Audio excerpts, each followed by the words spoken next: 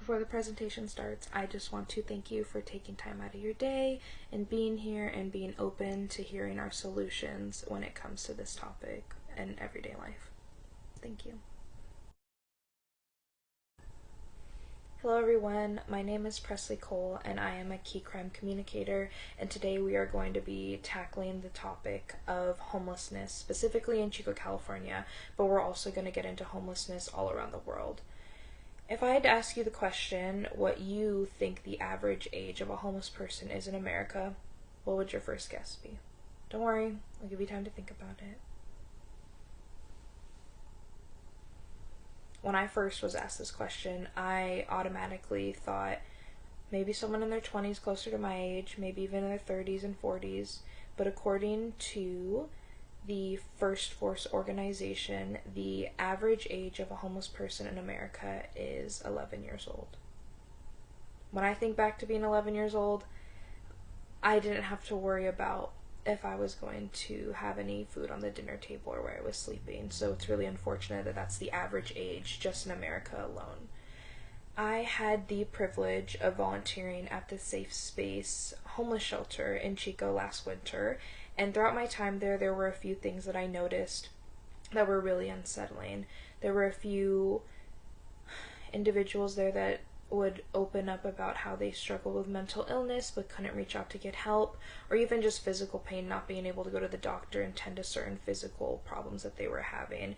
But I remember this one specific shift that I was working, and I saw a 10-year-old boy with his parents, and he had his little laptop from school and he was doing his homework, and I overheard him asking his mom when they were going to eat, what they were going to eat, and finally after some time of him asking, she pulled out a can of grape jelly.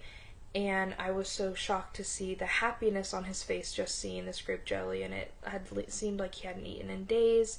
And I remember she took the can off, the top off of it, and used that as a spoon to feed him with it. And he seemed like the happiest kid in the world, even though he had a few holes in his shoes and his hair was somewhat matted. That was what made him really happy, and that broke my heart, because I feel like as an 11-year-old or any kid, they should be focused on school and their friends and their activities and finding out who they're going to be, and not be so stressed and worried about where are we going to sleep tonight? What are we going to eat tonight? You know, dealing with those adult situations that can be really stressful in adolescence. You may be curious how this might affect you, and you're right, maybe it doesn't directly affect you or anybody you're close to, but on top of the other reasons why you should care, I can simplify it for you. Homeless people are still humans. They need emotional support, they need financial stability, and above all, they need, things to look forward to in life, goals, as I do, as you do, as everybody does in life. And in regards to credibility, every single person in my group has done extensive research on each of their certain subtopics, and we're all aware of, the understanding that we could be in the same position in the future. Tomorrow I could wake up and I could lose everything, and I can be struggling in the exact same situation, so why don't I help think of solutions? Why don't we help try to solve a problem so that everybody's happy and has the opportunity to live a very stable, comfortable life?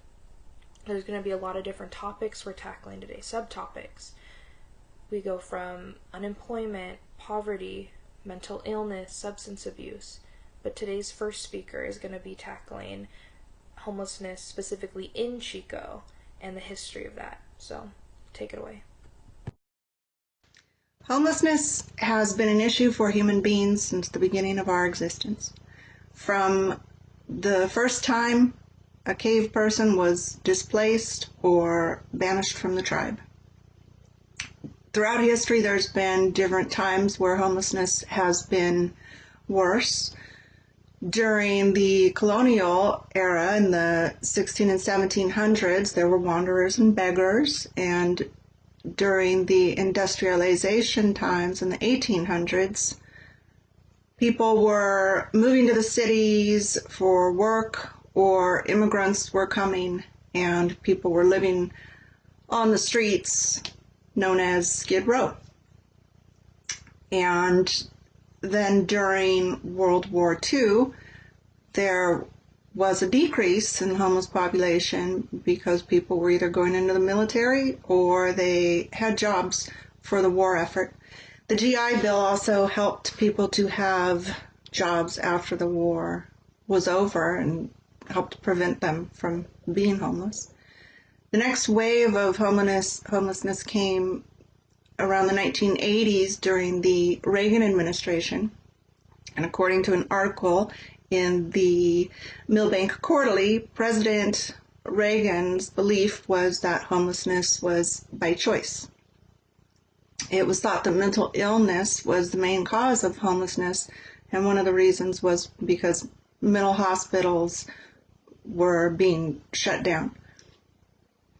The government reduced funding that could have helped with the homeless problems during this time, and although that was bad, it did spark many advocates to do a lot towards the homeless problem, and many major changes were made during that time. In 1997, the McKinney Act was passed, and that provided billions of dollars and resources towards helping homelessness. There were also a lot of studies done during this time on homelessness, and they found out that there were far more problems than just being mentally ill. There were two Columbia University graduate students, Kim Hopper and Ellen Baxter, who were the first to do research on the population of homelessness at the time. And they came up with the word homelessness because it was much less negative than some of the previously used words.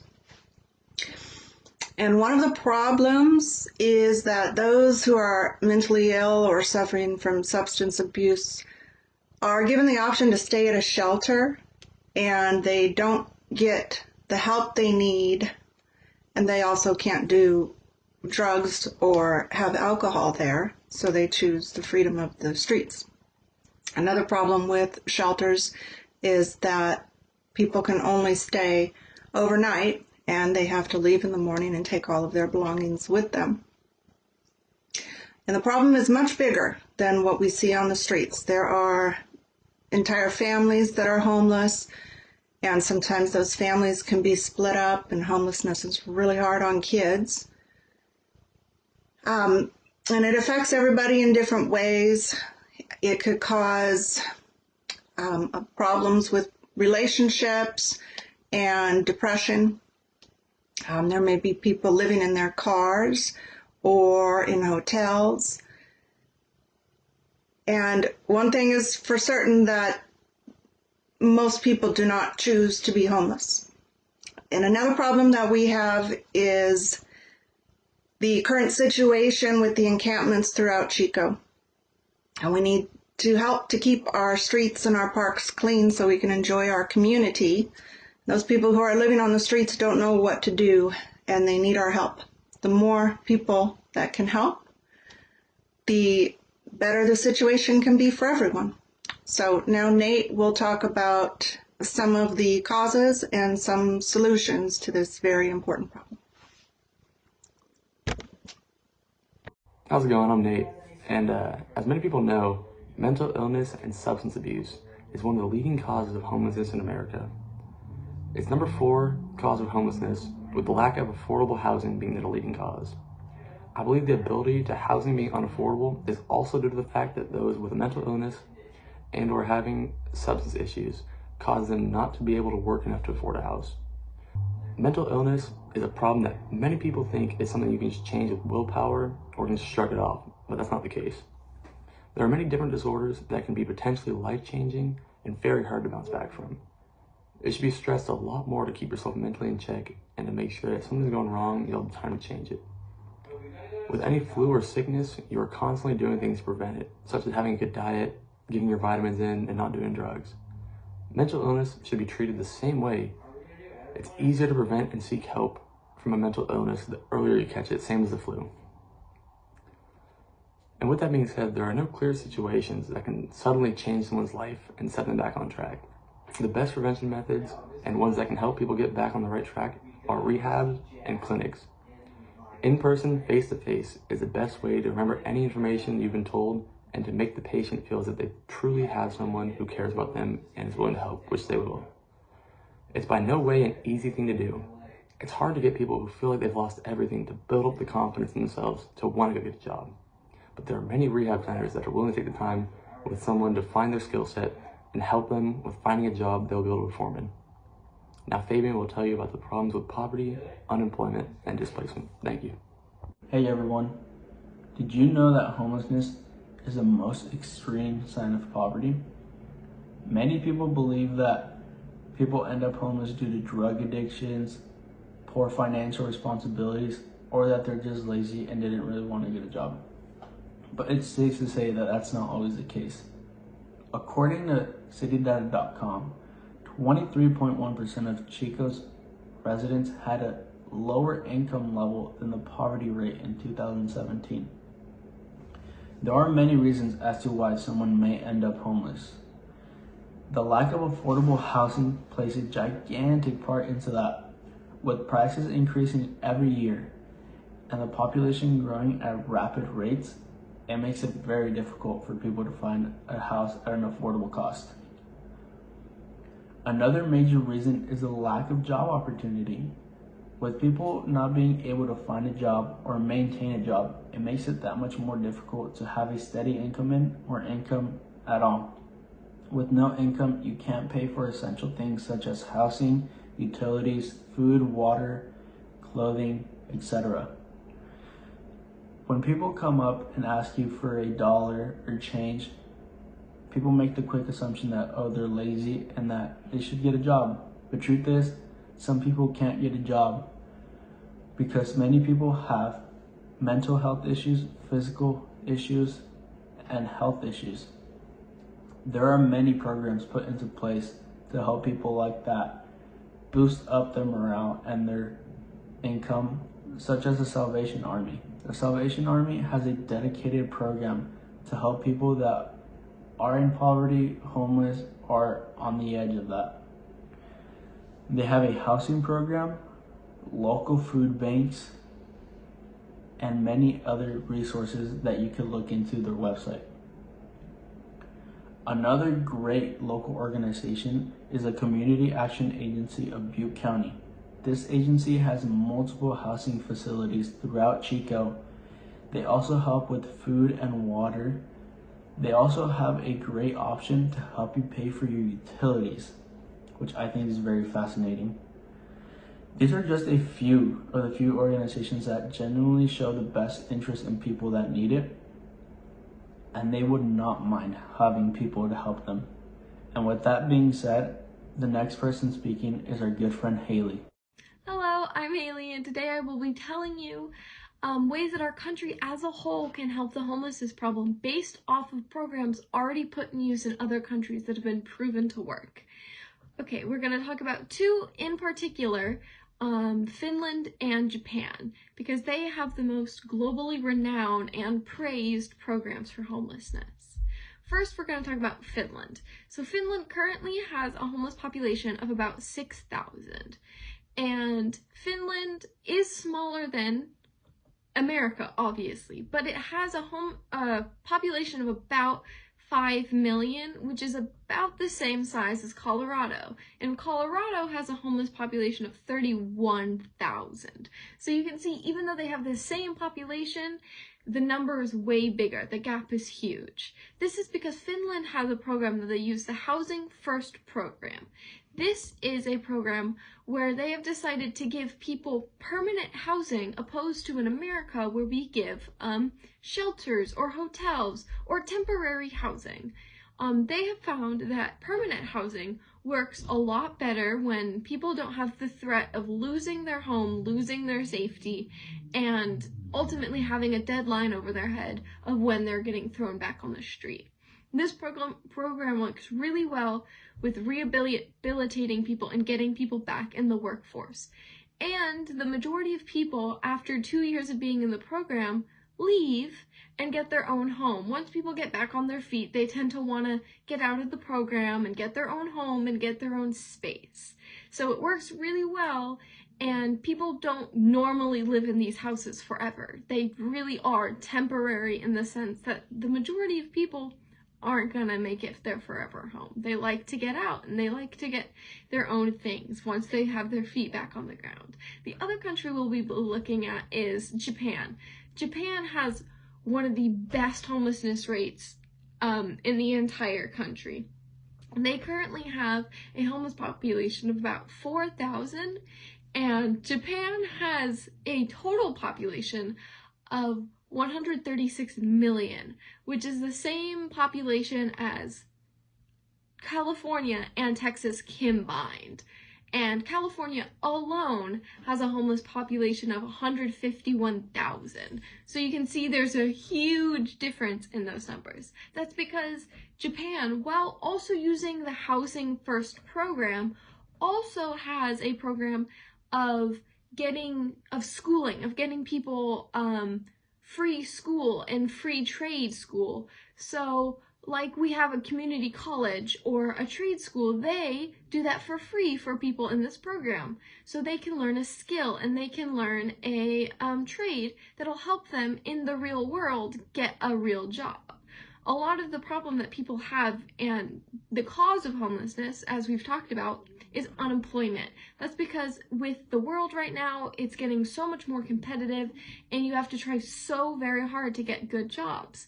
And that can be extremely difficult if you did not have the same training as other people, if you did not have the opportunity to go to college, or if you did not have the opportunity to even finish high school. It puts you at such a disadvantage. So this program helps thousands and millions of people get back on their feet. So now you might be thinking, what can we do to make this happen? And that's the tricky part, because this has to be something we do on a national level. This has to be something the entire country can do. It can't be one person, and it can't be 3 towns, it can't be 6 cities, it has to be us all. So the only real thing we can do is vote. Vote for the people you think will listen and the people you think will take care of this problem the way it needs to be taken care of. We have been shown by so many other countries that this permanent housing works so much better than the shelters that we use here in America. Another way is also to sign petitions.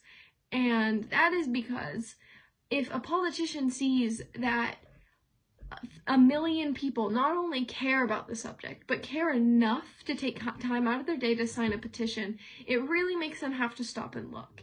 It doesn't necessarily mean they have to take care of it right away the way you want to and the way it should be taken care of, but they have to take notice of it. They can't just ignore it if millions of people are telling them to look at it.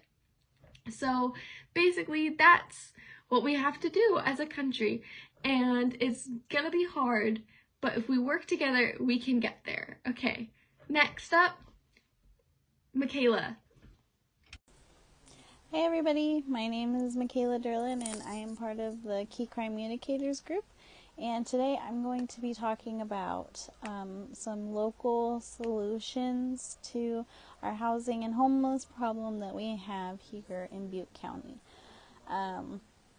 So I wrote a letter to our city council for the project. I explained the issue that we have going on in Butte County as far as our lack of housing and practical solutions that the government themselves as a government body could take to hopefully maybe alleviate some of the issues regarding that, or build some housing developments, something to give Butte County a little bit more of a push to kind of help the homelessness problem and the lack of housing that we have for so many people. I can't really see a bigger problem that we have in our counties other than the housing. It's really a huge problem that's always kind of been a problem that's, gotten progressively worse as we've had 2 very awful, terrible fires that have wiped out whole communities and, that affects so many people, not just the people who, are unfortunately stuck in the fire. It affects everybody and how we as a community and a county and the resources that we have. So that was a little bit of what I talked about in my letter. And, as a regular citizen, we can voice our opinion to the government. It doesn't always necessarily mean they're going to take our advice. It doesn't necessarily always mean that they're going to enact change, because at the end of the day, it doesn't really affect them as much as it affects regular residents, regular local people who are living day to day in our community. It affects us a lot more than it affects them, which is unfortunate that unless it's probably right in their face, they're not really going to pay too much attention to it. So, we can write as many letters as we want to. It doesn't necessarily mean that we can enact real change. However, we can just be hopeful and hope that they can read those letters and they can actually put forth good change and good solutions to sort of alleviate the issue. And I'm sure that there are a lot of people in government that are trying to do that, so that's a really great thing. But us as regular citizens, there's other ways that we can help. We can only do so much at a government level, but as local citizens, we can do a lot ourselves to help our community. So there's a lot of different volunteer options here in Butte County and in Chico and all of that. I'm going to focus on just a couple. There's one that's Habitat for Humanity, and they work on building housing developments where housing developments are needed, and they get a lot of volunteers for that. A lot of people come and volunteer and help with building housing or donating, electricians and all of that to help get these housing developments up. Now, of course, with COVID, they're not really able to work on building the houses or anything like that.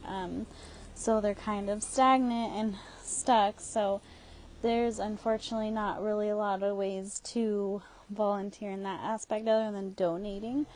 And donating is always good. Donations are always fun. But, of course, people would want to be able to actually be out there doing something for the community and volunteering. So if it was a pre-COVID world, there would be different ways that you would be able to do that. You would be able to sign up to go and help build a house and stuff. Of course, you'd have to sign waivers and all of that. But so it would, there's a lot of ways that you would be able to do that pre-COVID, and hopefully when we get post-COVID, we can get there. And once we do, they're going to be starting a housing development in Paradise. That is their next project. I think it's very needed, so I think that's going to be really great. There's another way that you can volunteer with the Orville Hope Center. They do a lot for addicts. You can volunteer to help people with like social services, or help be a mentor to a lot of the addicts. They also have a lot of people who are just out of jail and on parole who are going and volunteering there as well to get back into the real world and stuff. And so I think that's a really amazing thing to do. Not a lot of people give those kind of people chances, so I think that's a really, really awesome thing. They also have a really cool program. It's called the Cool Green Bag Program. So they basically will drop off a shopping bag to you, and it'll have a list of all of the different things that they would need you to buy. It could be for a family, an individual, just for, the food pantry themselves are running low on supplies. And so you go out and you can go and shop for those things, get things on the list, and then, put them back in the shopping bags, and then they can either come and pick them up or you can drop them off. It's not, a huge, thing, but it's a cool little way to feel like you're not just donating, that you're actually doing something and actually volunteering, in a world where that's kind of hard to do. So, that's just a little bit about what I've learned and some, hopefully good ways to be able to get out there and feel better about volunteering and helping out. So hopefully you learned a lot from my post, and now I'm going to go back to Lainey, and she's going to talk about the conclusion and basically the end. So thanks for listening. Have a great day, guys. Hi, my name is Lainey Berkowitz, and I'm going to be summing up what you heard today. So, to sum it up, homelessness, especially in Chico, is out of control. The numbers are rising, our streets are unsafe, our parks are unsafe, the crime rate has increased, there's always theft, and we as a community need to come together and solve this problem. We need to make our city clean and safe again. That's what it is. Some history of homelessness is that it's been around for forever. And it's not gonna go away. But we need to do as much as we can to solve it, at least in our city, as much as we can. But it's been around for forever. If anything, the cave people would have been the first to experience it when a natural disaster would happen, and then they were displaced. But we haven't seen a rise like this since the Reagan administration in the 1980s, when he decided that to be homeless was a choice, and that mental illness was the main reason, which it wasn't. Some of the main reasons are mental illness, yes, but also drug abuse, unemployment, poverty, and displacement. When you have a mental illness, sometimes you're not able to work, meaning that you can't afford a house. And it's nothing that is your fault, so you really shouldn't have to do that. But there definitely needs to be some programs to help with that, because you're left homeless. That's the end of it. And then with substance abuse, you see these people who, when you think of someone who's homeless, people tend to think of drug addicts, and yes, that's true. The thing is that it's a disease, and that they need help, and we need to help them to make our streets safe. We have rehab and rehab clinics, but a lot of the time they're too expensive, and so then they'll go into these clinics and rehab, and then they'll come out and still not have a home. So we need to figure out something of, like, when they go to rehab, they're going to go out and they're going to go into this program to start a job, to help them, because when you're on a substance, you're not thinking to work. You're just thinking drugs. It's an addiction. You need whatever you want. And then with unemployment, the unemployment numbers right now are pretty bad. When you're unemployed, you don't have money to pay for a house. And so I believe that we need to get some programs, more programs than we do have right now, to make it so if you're unemployed, you get money from the government. Yes, I do believe that we should get money from the government when we're unemployed, but we also have to be searching for a job, So another thing, poverty.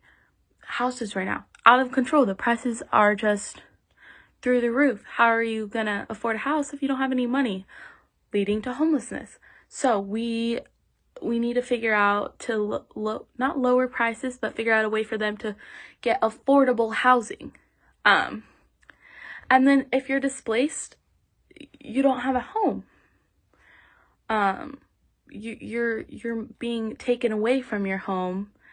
You're being split up. Your family's being split up. You're left with nothing. And it's just not okay. So we as a community need to figure out all these problems. We need to make our community right. It's just the right thing to do.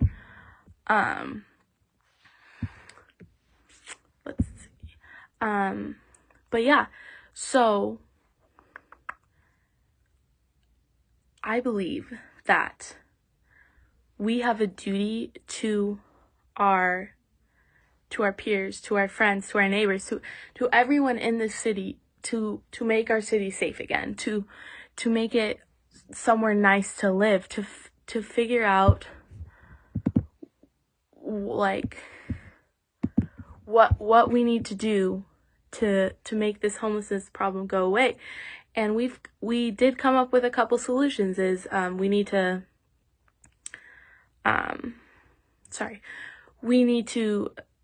sign petitions write some letters to like city council, write letters to Congress. We need to get it heard on a national level. In other countries like Finland and Japan, they're doing it on a national level. They're